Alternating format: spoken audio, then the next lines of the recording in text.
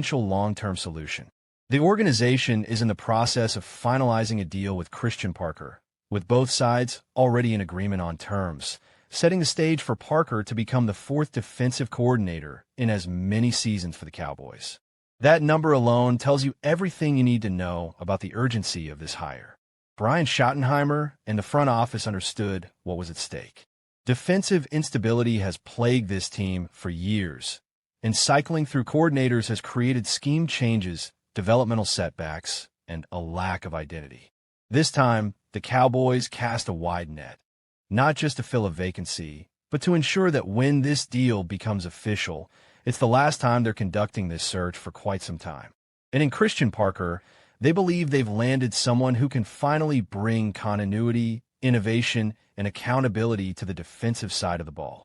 At just 34 years old, Parker represents the new generation of NFL defensive minds, young, adaptable, and deeply connected to modern offensive trends. Most recently, he showcased his defensive acumen with the Philadelphia Eagles, where his work quickly drew league-wide attention during this coaching cycle. Several teams were interested. Opportunities existed elsewhere. But when it came time to choose, Parker elected to cross enemy lines and sign on with Dallas for 2026, and, in the Cowboys' hopes, far beyond. Sometimes, the best way to solve a problem is to study it from the inside. Schottenheimer clearly understands that reality. By pursuing Parker, the Cowboys weren't just filling a role. They were making a calculated strike against their most bitter division rival. In one move, they weakened the Eagles' coaching staff while strengthening their own, and just as importantly, they tapped directly into the Vic Fangio coaching tree, a system that has historically given Dak Prescott and the Cowboys' offense significant trouble. That alone makes this hire fascinating. But Parker's resume stands on its own merit. A former wide receiver turned cornerback, Parker brings a rare dual perspective to defensive coaching.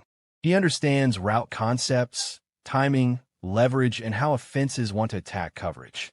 That background has shaped his coaching philosophy since the very beginning of his career, which started in 2013 at Virginia State as a defensive backs coach. 2 years later, he took on the same role at Norfolk State, continuing to refine his approach to player development and technique. From there, Parker's rise accelerated. He earned opportunities at Notre Dame and Texas A&M, two programs known for demanding both schematic discipline and elite recruiting. Those stops opened the door to the NFL, where Parker joined the Green Bay Packers, followed by the Denver Broncos, a pivotal chapter in his career. It was in Denver where Parker spent time working under Vic Fangio, absorbing the principles of a defense built on disguise, leverage, and calculated aggression. That experience would later come full circle when he reunited with Fangio in Philadelphia, helping implement a system that became one of the league's most effective pass defenses. The results speak loudly. With Parker's influence in the secondary, Fangio's Eagles defense allowed the sixth fewest passing yards and the fewest passing touchdowns in the NFL during the 2025 season. Even more impressive was the development of young talent. Under Parker's guidance, players like Quinyon Mitchell and Cooper DeJean didn't just improve. They exploded into first-team All-Pro caliber performers. That ability to accelerate development is not theoretical. It's proven. Before Philadelphia, Parker played a central role in shaping Patrick Surtain II during his time in Denver. Surtain didn't merely become good. He became elite, evolving into a 3-time All-Pro and one of the most respected cornerbacks in football. Coaches don't stumble into results like that by accident. And there's another layer here that can't be ignored. By hiring Parker, the Cowboys gain a wealth of insider knowledge about the Eagles. Not just personnel, but tendencies, stress points, and offensive vulnerabilities. In a division as competitive and familiar as the NFC East, that information is invaluable. It won't win games by itself, but it can tilt margins, influence game planning, and steal critical possessions. This is the man who will now be coordinating the Dallas Cowboys defense. It's a massive get, one defined by upside, fresh ideas, and a modern understanding of how to combat today's NFL offenses. For a team desperate to stabilize its defensive identity and stop wasting elite talent, Christian Parker represents something the Cowboys haven't had in years, a chance to finally get it right. Now comes the hard part, execution. But for the first time in a long time, Dallas didn't just fill a vacancy. They made a statement. Let's be very clear right from the start. This is not just another offseason for the Dallas Cowboys. This is not just another free agency cycle where fans get excited, mock contracts on Twitter, and then watch the teams sign bargain veterans on one-year deals. The 2026 NFL free agency period is a referendum. A referendum on Jerry Jones. A referendum on the Cowboys' front office philosophy. And a referendum on whether this organization truly understands how championships are built in the modern NFL. Because for the first time in years, the Cowboys will not be able to hide behind the usual excuses. The salary cap excuse is gone. The "we're resetting the roster" excuse is gone. The "we believe in our young guys" excuse will wear thin very quickly. Dallas will have money. Dallas will have options. And Dallas will be staring at a free agent class loaded with players who directly address the team's biggest flaws. The only real question left is this. Will the Cowboys finally act like a desperate contender, or will they continue to behave like a comfortable brand? When you study this 2026 free agent class, one thing jumps out immediately. The league is offering Dallas solutions at almost every pressure point on the roster. Running back, offensive tackle, edge rusher, linebacker, secondary. This is not a thin market. This is not a year where you have to convince yourself that mid-tier players are secretly stars. These are real names, real production, real impact. And that's why this free agency is so dangerous for Dallas, because if they fail again, there will be no one left to blame but themselves. Let's start with the position that has quietly defined the Cowboys' offensive inconsistency over the last few seasons, running back. For years, Dallas has tried to outthink the position. They've treated it like a plug-and-play role, something you can rotate cheaply and survive. And while that worked for some teams, it has not worked for a Cowboys offense that still relies heavily on timing, play action, and defensive manipulation. That's where a player like Breece Hall changes everything. Breece Hall is not just a running back. He is an offensive weapon who forces defensive coordinators to alter their game plan before the ball is even snapped. He can run inside zone, outside zone, gap concepts, and he can motion out wide and win against linebackers in space. If Breece Hall is in a Cowboys uniform, suddenly linebackers hesitate. Safeties creep forward. Play action becomes believable again, and the entire offense breathes. Yes, he will be expensive, but championship windows are not built on discounts. Then you look at Travis Etienne, and you see a different kind of solution. Etienne brings speed, fluidity, and mismatchability. He thrives in space. He's dangerous on screens, angle routes, and wheel routes. In a Cowboys offense that has sometimes felt rigid and predictable, Etienne injects creativity. He allows you to stress defenses horizontally, not just vertically. He fits the modern NFL, where explosive plays often come from simple concepts executed by elite athletes. Kenneth Walker, on the other hand, represents controlled chaos. He is violent, decisive, and relentless. He's the type of back you hand the ball to in the fourth quarter when everyone in the stadium knows what's coming, and it doesn't matter. For a Cowboys team that has struggled to close games late in the season, Walker offers identity. He brings an edge that Dallas has lacked since its most physical offenses.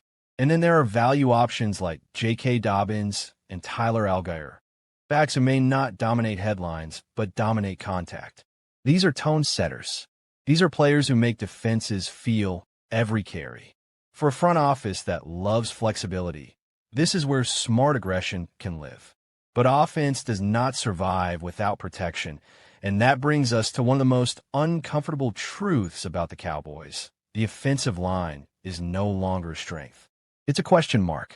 This is why the 2026 free agent tackle class is critical. Braden Smith represents stability. He's not flashy, but he's reliable, powerful, and technically sound. He gives you competence at a premium position, something Dallas has taken for granted in the past. Jonah Williams offers versatility and experience. He's played in big games. He's seen elite pass rushers. He understands NFL trench warfare. For a team trying to protect its quarterback investment, that matters. Veterans like Cam Robinson, Trent Brown, and Kelvin Beachum all represent different levels of risk and reward. Brown brings size and power. Robinson brings athleticism. Beachum brings professionalism and experience. These are not long-term fantasies. These are real solutions to real problems. If Dallas ignores this position again, it won't be optimism. It will be negligence. Defensively, the conversation becomes even more urgent when you talk about pass rush. Championship defenses do not rely on hope. They rely on pressure. And this 2026 class is loaded with edge defenders who can tilt the field. Trey Hendrickson is relentless. He wins with effort, technique, and motor. He doesn't need perfect conditions to be effective. He creates chaos. Jaylon Phillips brings explosiveness and upside. He's the type of defender who forces offenses to slide protection, and that alone creates opportunities for everyone else. Then there are names that still carry fear: Khalil Mack and Joey Bosa. Yes, they're veterans. Yes, there are durability questions. But when healthy, they still command respect. And sometimes, respect is all you need to change how an offense plays. Add players like Kwity Paye, and suddenly Dallas has options. Real options. Not developmental hopes, immediate contributors. At linebacker, speed is the currency of the modern NFL, and this class delivers. Devin Lloyd, Quincy Williams, and Quay Walker all represent range, aggression, and sideline-to-sideline ability. These are linebackers who can survive in space, who can chase quarterbacks, who can close passing lanes. For a Cowboys defense that has been exposed by misdirection and athletic quarterbacks, this matters. Even value veterans like Alex Singleton and Eric Wilson offer intelligence and toughness, traits that don't always show up on the stat sheet, but win games in December. Finally, the secondary, the last line of defense, and often the difference between good teams and great ones. Corners like Jamal Dean, Alani Taylor, Eric Stokes, Rick Woolen, and Greg Newsome too offer length, physicality, and scheme flexibility. These are not panic signings. These are players you build coverage plans around. At safety, names like Cam Curl, Jaquan Brisker, Reed Blankenship, Kobe Bryant, and Jalen Thompson give Dallas versatility. Box safeties, deep safeties, hybrid defenders, the kind of players who allow defensive coordinators to disguise intentions and steal possessions. So when you zoom out and look at the entire picture, one thing becomes painfully obvious. The 2026 free agent market is not the problem. The money will not be the problem. The talent will not be the problem. The only problem left is courage. Will Jerry Jones finally treat free agency like a weapon instead of a risk?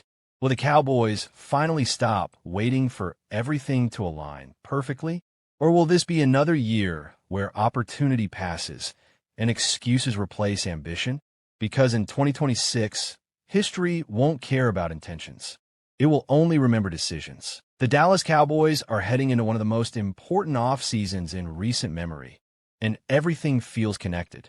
Roster decisions, cap management, coaching changes, and long-term identity are all colliding at once. And that's why the conversation around George Pickens has become so fascinating. This isn't just about a wide receiver contract. It's about how Dallas wants to build, how patient they're willing to be, and whether they're ready to think creatively instead of emotionally. George Pickens is the biggest name the Cowboys have entering free agency, and that alone creates pressure. Elite receivers don't come cheap anymore, and Pickens is going to command a significant cap hit if Dallas lets this play out traditionally. The franchise tag is an obvious option, but tagging a receiver is no longer a neutral move. It locks up cap space, delays clarity, and sometimes creates tension with the player. That's why the idea of sign and trade has real merit here. It allows Dallas to control the asset while avoiding a long-term financial commitment they may not be fully comfortable with. If you step back and look at the league, there are several teams that believe they're one elite receiver away from legitimate Super Bowl contention. Those teams are usually aggressive, cap flexible, and willing to part with premium draft capital. Dallas Cowboys Wire floated the idea that Pickens' value could be roughly equivalent to a pick in the low 20s. And when you look at the market, that actually feels realistic. Receivers of his caliber rarely become available in their prime, especially without injury concerns. Buffalo stands out immediately. The Bills are in win-now mode, and Josh Allen has been carrying an offense that lacks consistent explosiveness outside of its core weapons. A receiver like Pickens could stretch the field, win one-on-one matchups, and take pressure off Allen in critical moments.